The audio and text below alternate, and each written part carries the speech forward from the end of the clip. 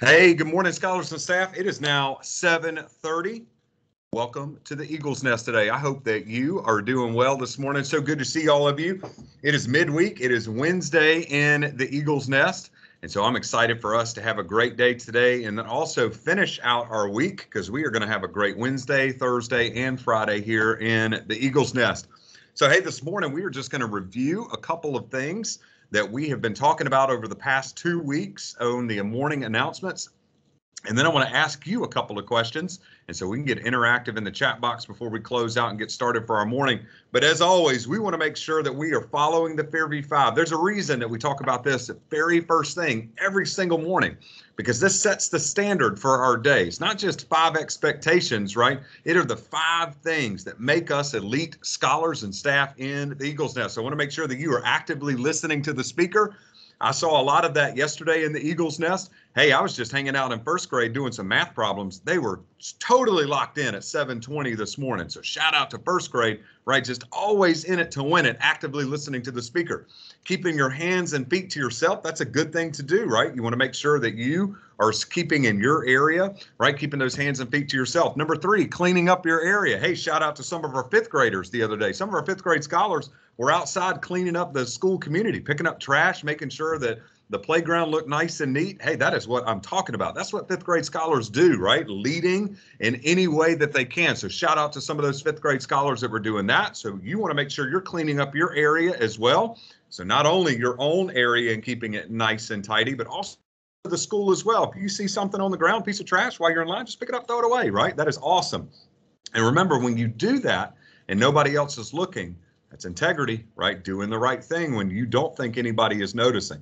Number 4, be kind to others with your words and actions. I really want you for the rest of the week to think about ways that you can be kind and build people up. I'm going to be honest. It's a whole lot harder to build people up than it is to tear them down, right? So be somebody that builds people up and not tears them down, right? Be unique in that way. And last but not least, do your best. I want you to do your best for the rest of the week, because it goes right into our Fairview Pledge. Scholar Pledge says, as a Fairview scholar, I choose integrity, excellence, and teamwork. Today, I will soar to new heights and do my best. I am a Fairview Eagle, and I will be successful. You will be successful today. One of the ways that you can be successful is by earning dojo points. So I was going through classes and looking at dojo points yesterday. Some of you are still a ways away from 75 points. But you're not just going to get 48 points today, right? Just out of nowhere, like magically, like poof, especially our 3rd, 4th, and 5th graders, right? You were with Mad Science yesterday, and I know he made Mars water turn red, and it was crazy, right? That was magic. Well, you're not magically just going to get 50 points. You have to earn those points every single day. So make sure you're earning those points.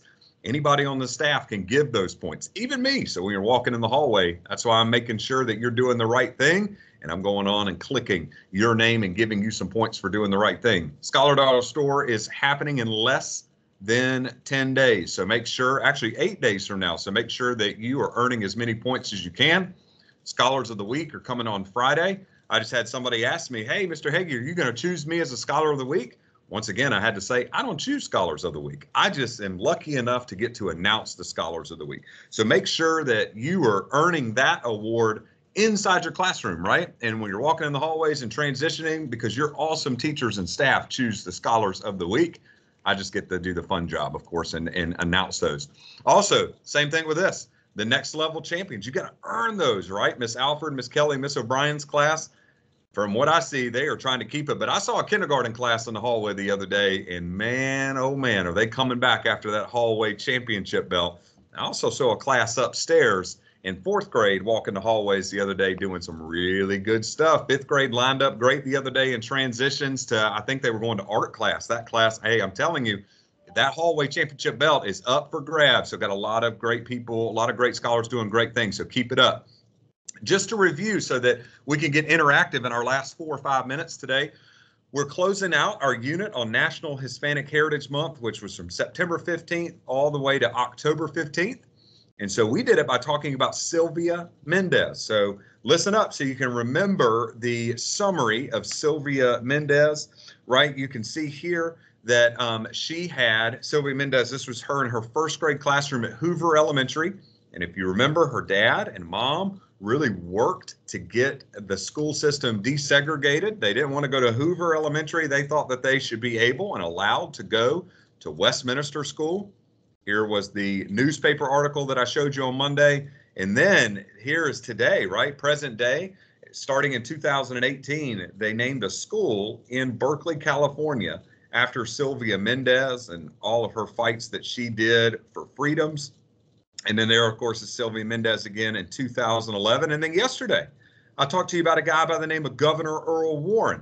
So only one paragraph about this guy in the book, which is totally fine, but he signed the law for Sylvia Mendez's, Mr. Mendez, that he went to court and all that stuff. This is the guy that signed it into law that said, hey, Mexican-American children should be able to go to whatever school they want. It doesn't matter what color you are. You should be able to go to the same school with each other. So he desegregated schools in California, and then he ended up desegregating schools across the entire United States, him along with the other the court justices or court judges on the Supreme Court. Remember, we talked about that a couple weeks ago. The Supreme Court's that highest court in the United States. And so he was able, Mr. Warren, along with some others, were able to put that into action. So this morning, before we close out our time and before we close out our study on Sylvia Mendez, man, I've had so much fun reading this book and to you and talking about it. But I want to get your opinion on some stuff today, and I want to get your your thoughts on a couple of things. So as I'm pulling up the chat box, teachers, I want you to just hear what scholars are saying this morning, and teachers, feel free to you do it as well. But I want you guys to answer this question for me in the chat box, right? What words would you use as a class or as a scholar to describe Sylvia Mendez and her family? What words would you use to describe? So you can go ahead and start throwing those in the chat box at this time. I know that one of the words that we talked about was integrity. Look at what Mr. Rogers said, right? Courageous, right? That word courageous means that I'm going to have courage to do great things. Miss Winley's class said courageous. Miss Miller's class said amazing. I see the word determined. Oh, I see the word brave coming up a couple of times from Miss Johnson's class, Miss Boone's class. I love the word helpful, right? I want to help people do the right thing. Oh, I like this one, powerful, right? What an impact that that Sylvia Mendez made. She was powerful. Miss Self's class said kind. Miss Green's class said determined. Miss Miller's class again said excellence. I love that. I see hard worker. Listen, look at these words that are describing Sylvia Mendez, right? Leader, helpful, strong, brave, intelligent, that Miss Reynolds' class just came in. Here's a good one, selfless, from Miss Morgan's class. Putting others in front of you. We have a Fairview 5 for this. Caring is coming through. So think about this morning, scholars. These are coming from all our kindergarten all the way to 5th grade classrooms, right? The word fantastic just popped up. Yeah, Sylvia Mendez was pretty fantastic. But think about the ways that you are describing Sylvia Mendez right now. These might be ways that you want to be described, right? I sure want to be described as strong, intelligent, helpful, leader, hard worker, excellence, kind, powerful. All of these things are great, and selfless. So here's one last question that I want for you this morning. Let me get out of the way so you can see it. How can you, as a scholar, show integrity in the last 3 days this week in the Eagle's Nest? So might be a couple more words or a couple more sentences that you'll type out. But teachers, as you're typing those out, scholars, think about that. How can you show integrity, just like Sylvia Mendez did? Remember, integrity means that you are doing the right thing even when you don't think anybody is watching. So what are ways that you can show integrity in the last 3 days this week in the Eagle's Nest? So let's see what you got in the chat box as we're coming up. Miss Sanders' class just described Sylvia Mendez as brave. I think that is another good one as well. So I know teachers are typing stuff in right now. Let's wait for one to come through. How can we show, as scholars, integrity over the last 3 days this week in the Eagle's Nest? Miss Miller's class said doing your best. I agree. That is a great way to show integrity. Miss Morgan's class said play with someone new at recess. Wow, that is a great thing to do, right? Anybody can do that. Whether you're in kindergarten or in 5th grade, you're playing with somebody maybe that you don't play with a lot, getting to know them. right? That is exactly what Sylvia Mendez did in her new school, right? She had to show up and just get to know people. So are you going to be that scholar that welcomes people in and does great things for others? You take care of yourself. I like that with Miss Winley's class, making sure that you're healthy, that you're strong, and that you are making sure that you're keeping your mind sharp and focused. So my son, he's 4 years old, and he goes to Taekwondo, right? Some of you might do some Taekwondo with Tiger Kim. And one of the things that they talk about is body focus and mind focus.